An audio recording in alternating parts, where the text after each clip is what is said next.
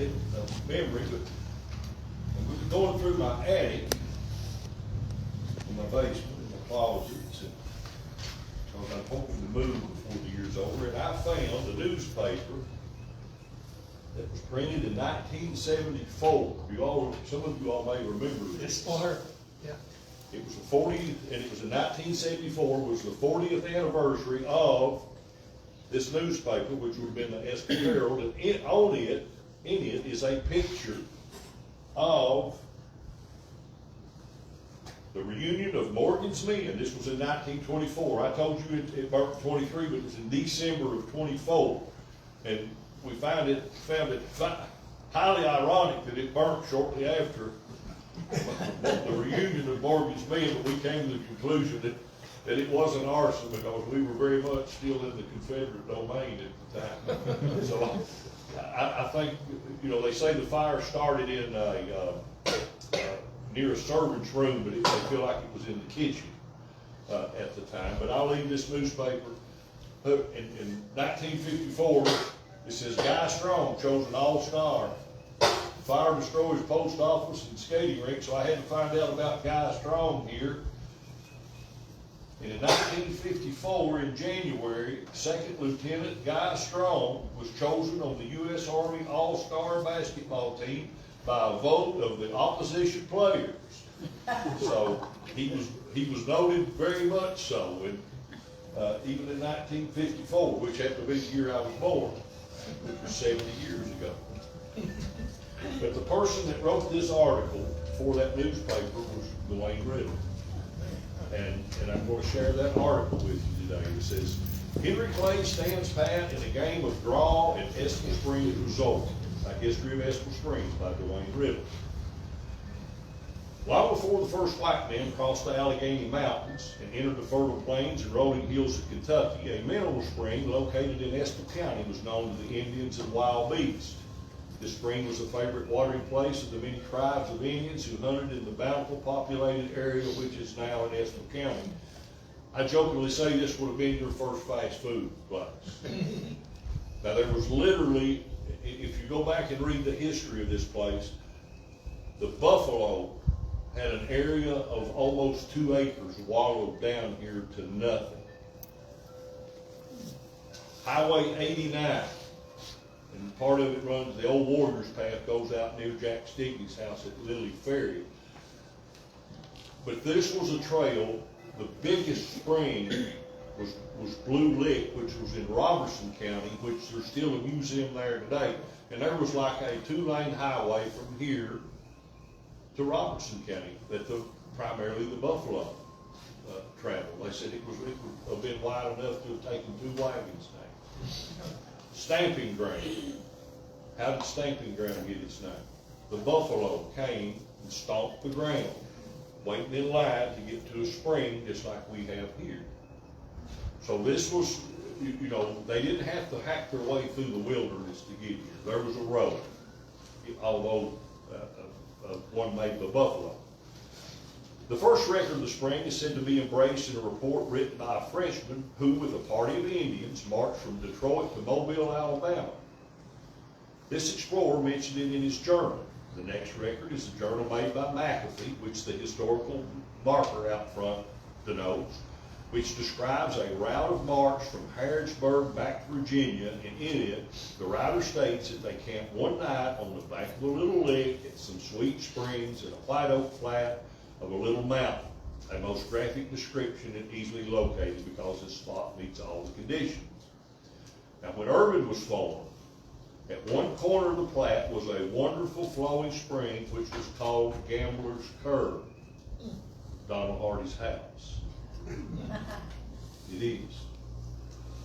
He built on to it, but that was Donald Hardy's house. And formerly called the Hackberry Tavern. Later, when the hotel was erected, it became known as the Grand Old Summer Home because you couldn't drink and gamble down here.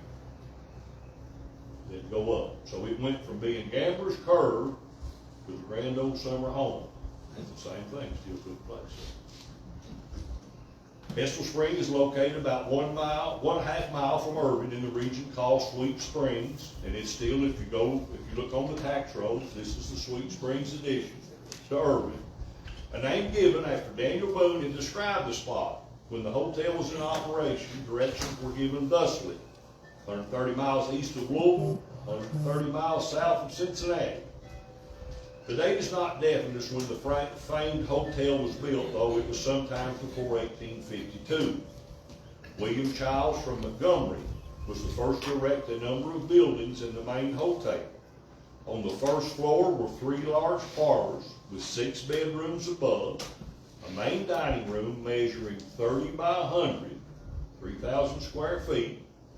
A 2-story section was added with 14 rooms and 14 more on the second floor. He also erected a single-story structure of about 20 rooms on the northern section near the creek, and then to the north a row of 5 to 7 rooms, which he called Ashland Row for his friend Henry Clay, who he thought was an ideal politician. Clay was once one of the annual visitors. Now, what's Henry Clay's home name? The ash trees came from here that they took and planted them. So they were quiet. I just wondered how many times they went to the hackberry tag. Probably pulled a few sprouts up there. In addition to the houses mentioned, Childs built a number of 2-room cottages, and his place was patronized by people from as far south as Louisiana, from which people came with their servants and baggage to spend the summer. At a later date, the hotel was remodeled with 112 rooms, galleries, corridors, and a lounging deck. A 45 by 100 foot ballroom was also added by J.M. Thomas in 1893. The ballroom was one of the largest in the state. To spend a night at the hotel would cost you $2.50. Weekly or monthly rates were taken only by application, as there were so many who wanted the summer home. We have another paper here that says board by the day, $2.50, the week, $12.50, and 4 weeks would be $40. Children over 10 years will be charged full rates, under 10 half rates. Entertainment was provided for all tastes: horseback riding, cards, bowling, tennis, and climaxed by dancing with music provided by a string orchestra which gave concerts each evening.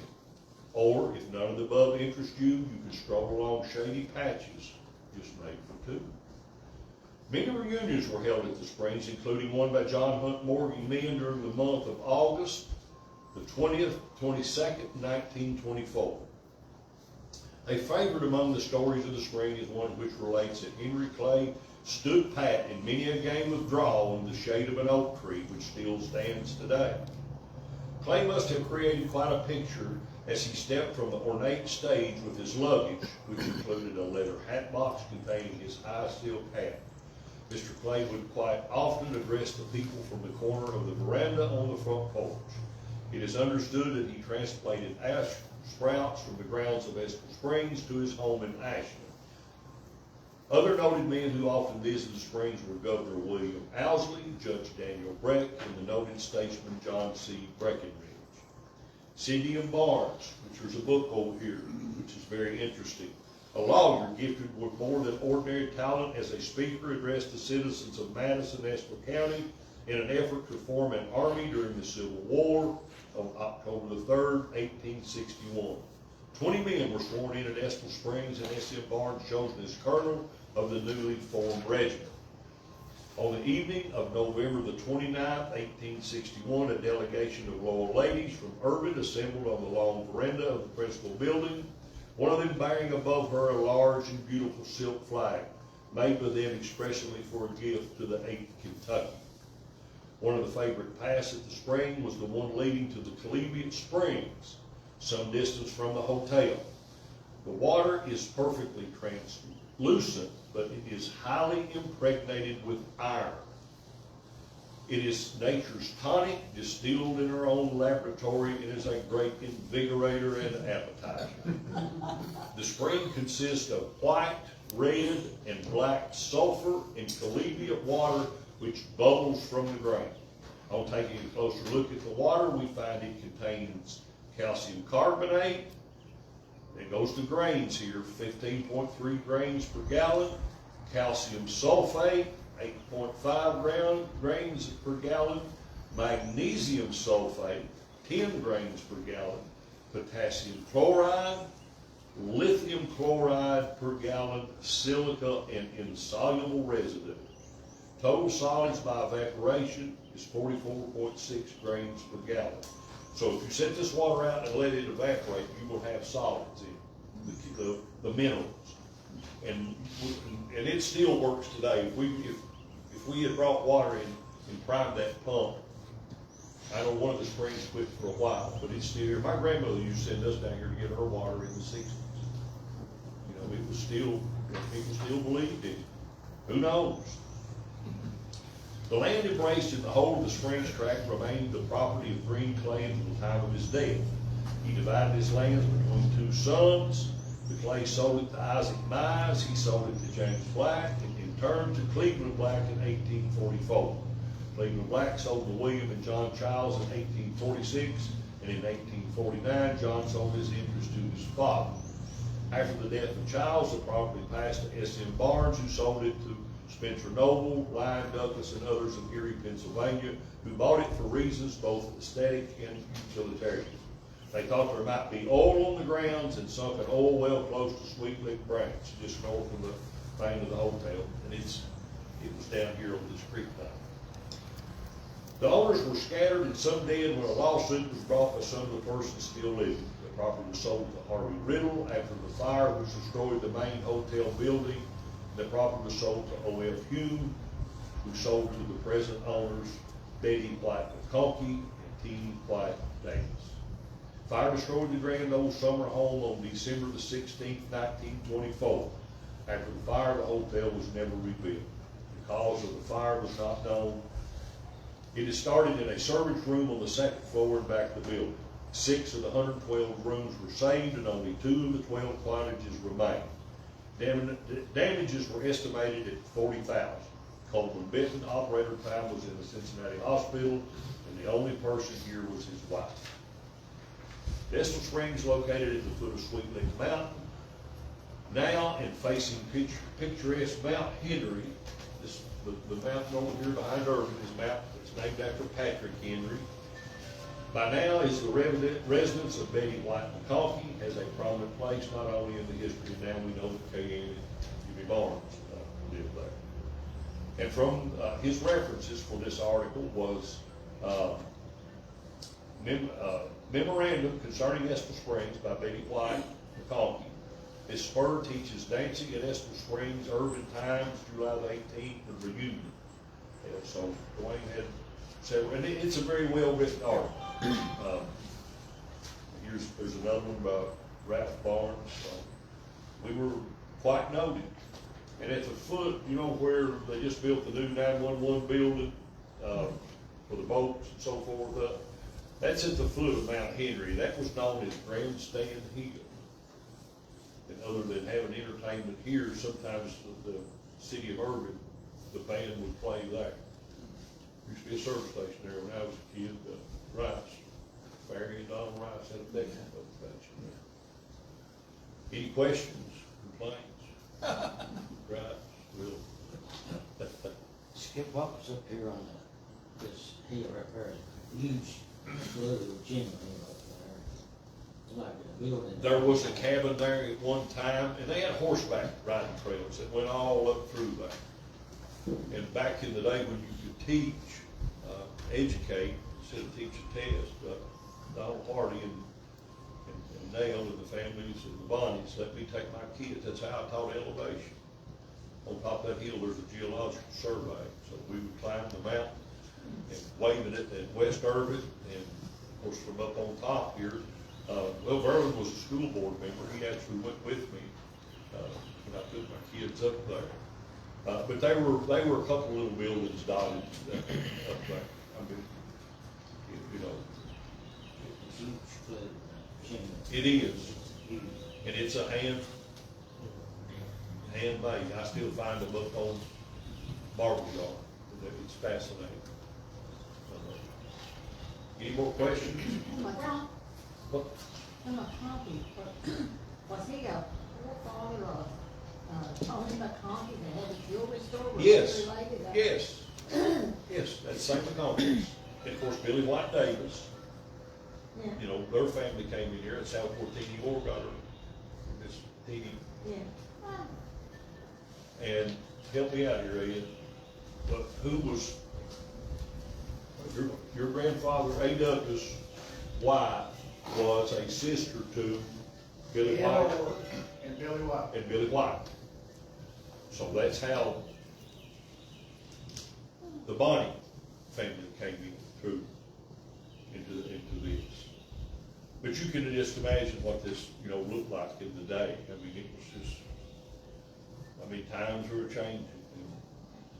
And what astounds me is it doesn't take, and I've done too many, but sometimes I do a funeral for people in preparation, as we all, you know, death is the only thing that's for certain in this universe that we live in. But from dust we came, and dust we're gonna return, and that isn't just us, it's everything. And when you abandon a place out in these woods, and it just, I found a place, it's been almost a year ago. I was hunting a property line out in the woods. I'm not real good at it, but give me some time. And it's hard to go out and take these old deeds. And I looked over, and there was a rectangular structure there. I thought, now who would have built a barbecue grill? That's what it looked like at first glance. And I got to scratch around. It was a chimney in a place that you would have never, ever thought. So I knew who to call up on the mountain, Doug Rogers, and I called him. We went down there, and he got a hold of a person that researches deeds, and we think it's Tuck Abner's house. We found a deed back to the 1832, which we became a county in 1808. But there's no reason that a house should be set in this. It's set down below the sand, actually down below the limestone, which means they had to drag all the rock. And it's just on a little spot, not 3 times big as this building. But there was a reason for that house for someone that took the time and the trouble. It's right above Pitts Lake. But my point is, we took metal detectors and went back in there and found a lot of old barrel hoops and hatchets and a stirrup, button. But in another 20 years, even that, the land takes back what it gives. And you sit and think about it, on the other side of the world, we got volcanoes spewing out. Well, what they spew out's gotta go in somewhere. So we're on the end of the sinkholes. You know, I have sinkholes all over my property. So it's going in on this side, coming out over there. It'll chew us up, spit us out over there someday, you know, I guess, I don't know. You mentioned another spring. Where's that other spring in that reading? It was like multicolored springs. They were right here together. They were all right here? Yes. Okay. Yes, before they had this work on, you can come down here, and it was nasty looking if you didn't know what it was. But they were 2 springs in close proximity, but they both had different ingredients, so to speak. I was just looking at the geologic map here, and there's several big faults right by Yes, here, there right is. a little to the north here.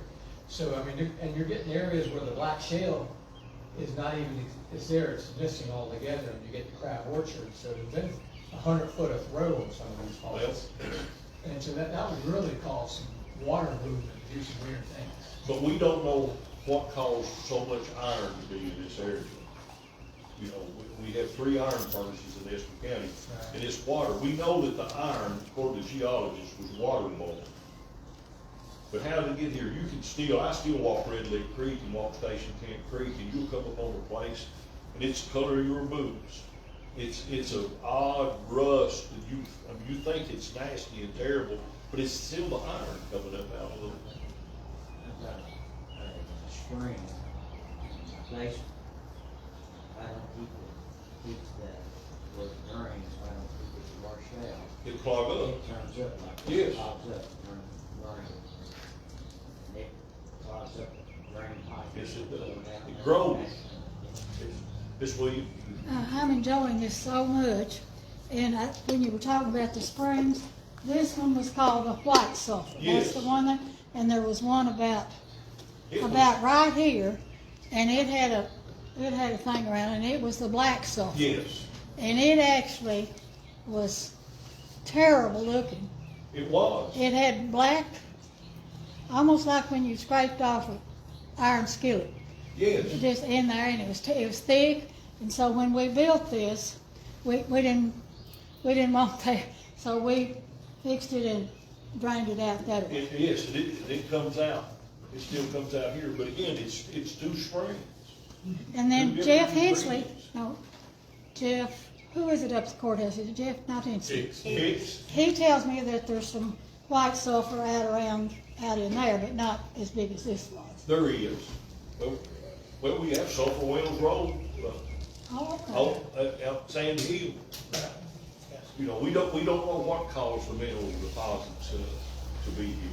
It's just, we don't know. Skip, I was reading something here not too long ago, talked about the first courthouse was on Sweet Lick Branch, and it was a log building. Yeah. I wonder where it was. Do you ever? It was have somewhere near, right in here in close proximity to the school. You know, and it was a jail primarily. I mean, when you think about it, that's why we became, you know, because what, Estill, Powell, Wolf, Lee, all came out of Estill County, and we came so big, you know, and someone said, well, how did they get by without, well, you didn't have to have a tank. What talked about before Green Clay gave the Right. couple of Because there was acres no that town. he gave up there for the. That's the place where you pay your fees and get your license and so forth. If you think about this, one of the first actions on the book for Estill County was to pay a bounty on wolf scalps. On what? Wolf scalps, you couldn't have livestock.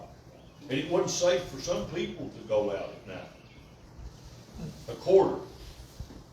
But you had to bring in both ears. Well, think about it. Well, yeah, cut it too, get to see it. No, we ain't paying you today, you don't have both ears. Give you 12.5 cents. But that was, I mean, that's how rugged it From what we read, we had 1800s, this seems like it was one of the most popular places in the state, maybe. Well, almost. It was, Joe, but you think about this, after the Civil War, we were the West. Yeah. I mean, Fitchburg, you know, we were literally the West, you know, the saying, go west, young man, I mean, you know, they came in from the east. So, Estill County was literally the West. You know, and had we not had the recession of 1874, it's untelling how big Estill, you know, because the Fitches, along with Elijah Staniford, you know, he was president of the C&O Railroad, they were really speculating because at the end of the Civil War, the Transcontinental Railroad met. So they gambled that there was going to be a tremendous demand for rails and wheels, and there would have been. But what caused the recession of 1874? I never knew that, tried to figure it out when my son brought me the book, Killing Crazy Horse, for Christmas. But what does George Armstrong Custer have to do with Estill County? We know what happened to him. Why was he out west? Our government sent him out there because what we gave the Black Hills to the Sioux and told them that that's going to be yours. The white man will not enter the Black Hills. That's yours. That's your sacred ground. Well, we lied. There were people that were prospectors. They found gold. They found a lot of gold. And I can't remember the person's name who was really pushing for this. I saw it, it was in an old Errol Flynn movie the other night in the 40s, where he was portraying Custer, but they sent Custer out to the Black Hills to see if it was safe, just because we were going to take it back and prospect. And there were two banks in the United States that had speculated on the Black Hills being open to mining, and they had bank their mother load on that, and what word did he send back? Wasn't long he couldn't send any word back. No, it isn't safe. And those two banks failed, and the domino effect kicked in. It caused about 6 other banks to fail, and there wasn't many banks in the United States at that time, and that created a panic of 1874, which caused the Fitchburg furnace to shut down. You know, but the Fitches, they picked up, and then they found iron in Birmingham. Sloss went to Birmingham, built the Sloss furnace. They built the town of Birmingham around that furnace. Fitches went to Birmingham too, because they found coal and iron ore on top of the ground. They could surface mine both of them. Had the railroad come to Estill County, and it would have, had we not had that recession of 1874, the railroad would have come to Estill County, and probably Fitchburg would have been one of the big focal points of it. Yeah. And of course, in 1870, all 3 of those furnaces were running at the same time. We were pumping out volumes of pig iron for him. Yeah, you know, it was phenomenal what was going on in here. And then after the iron went down, found oil. You know, they were more people after money and living up on the mountains. You know, you think of Fitchburg, we had a refinery at Price. I mean, think about a refinery in Estill County. Sawmills, the timber industry. You know, and when the railroad came in, it went all the way to, it didn't go to Batable, but it went up, John Campbell Road, you go up Miller Street before you get to take the side road there at Price. That old railroad bed is called John Campbell Road. It went to, brain fart, Big Sinking, all the way up to Cave Hollow, to all the timber in. Well, I've rambled long enough. Anyone else or any other questions? Where was the hotel actually located back in here? Right in here, pretty close to where that house is. If you look, there's a couple of pictures of it, and I can't get it from him. Cotton Tipton, he beats me. He's a dumpster diver too. When they were doing some work down here, he went to the landfill and found a little key fob that said Estill, but it was Estell, SPR, Estill. It was a key fob for one of the cottages here, but it was spelled Estell. It's just, you know, it's a very interesting story. I think Margaret has to run. Skipper, You gotta go back to work. yes, Skipper, to answer her question, see that slope right there? Yes. Right there? That was the end of the porch. See, both levels had a porch. And you came down steps, and right up there is one of the actual steps. So Yes. you're all welcome to have your picture made of. One of the steps, there was about 5 steps, and it went right up through there. You can see, if you look up through there, there's a level place. And those are hand-hewed out. Yeah, and there were about 5 or 6 of them. And there was one left, and I haven't had it put out there because I sure didn't want anybody coming down that way. But it went all up through here and up around there where Cayenne's house was. And they finally got it big, was the kitchen and the big hall room and all that. Right, but And you up think- behind there, even when my people were there was chicken houses and big chicken yard, you know, they could Right. go to Kroger. And then, well, they had milk cows. Yeah. I mean, it was a sustainable operation here. It was, Well, our cornfields were all over in there. yeah. And then the slave houses, they had some slave houses back in there, because slaves helped them a lot, you know. Yeah. Wasn't there a big pond behind Davy Lewis's house? I think so. Yeah. Because you can kind of see where the dam was at. Yeah. There A was big pond. But you know, they even had facilities to where you could bathe in this water.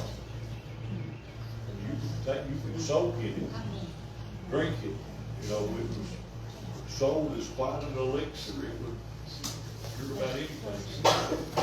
If that didn't work, you go up to Shot.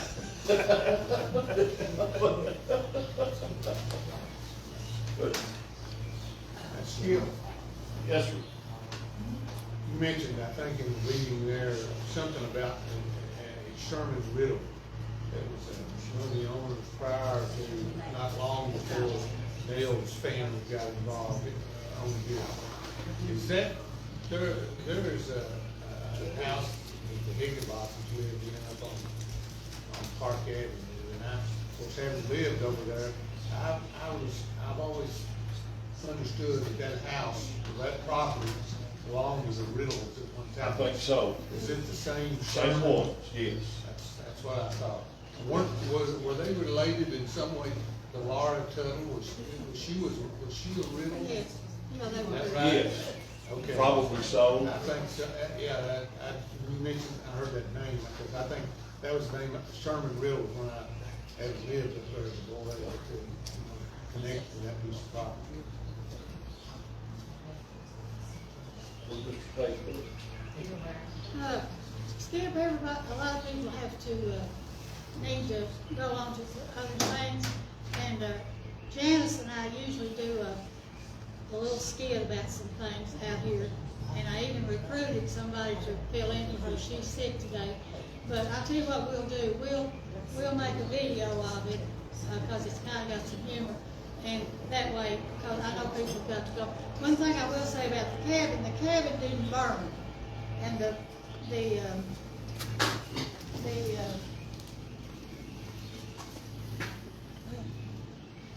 chimney up there is still there. Of course, it has fallen and stuff. And I had a guy come out here and check it one time, could it ever still be used as a chimney? He said you could use it's too old, and then you could tear it down and then use it.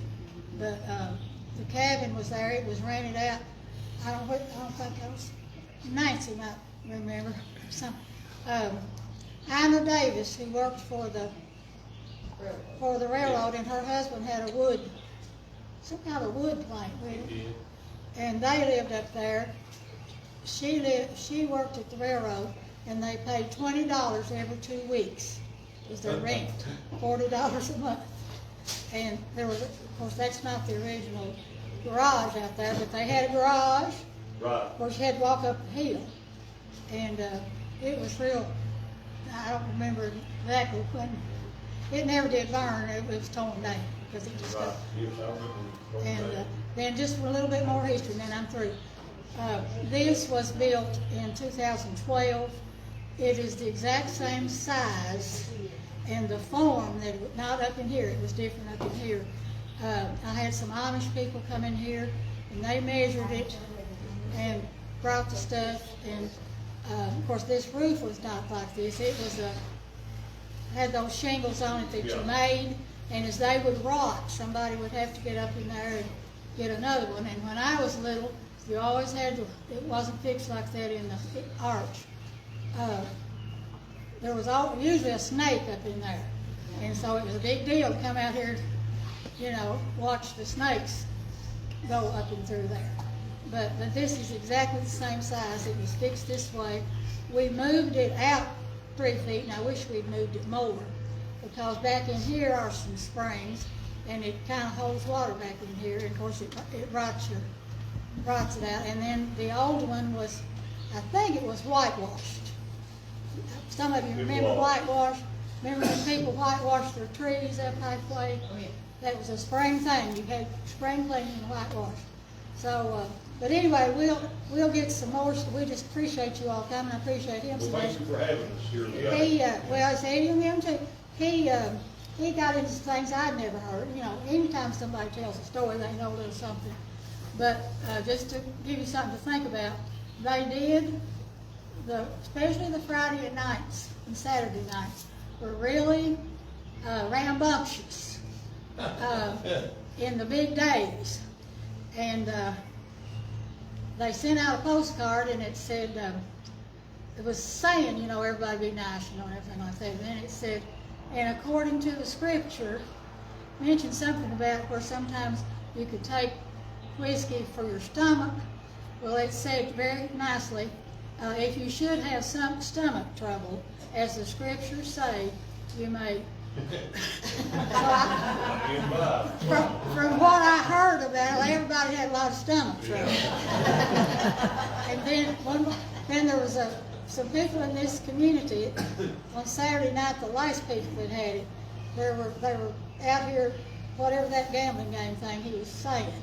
And so my aunt thought that somebody here beat her out of and she stayed mad at him the rest of her life. Because she thought she'd won it. I don't even know, somehow, where you put money in, I don't know.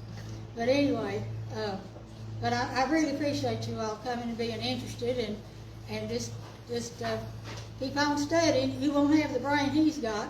Not very many people can remember stuff like he can. But we appreciate you all coming. And Janice and I also had a stand-in, but I thought maybe you all some of you needed to go on. And besides, we don't have a bathroom. I'm sure that's on something. We will have a bathroom sometime. But y'all are welcome to come back anytime, and just remember, we can still have a good time. We had COVID, everything is before COVID and after COVID. Before COVID, we were one way, and now we're different. Everything is different. But you're still welcome to come bring a picnic or whatever you want to do. Thank you very much for coming. And Again, thank you for letting us be here today. okay, we'll see you. Okay. Big thanks to Eddie and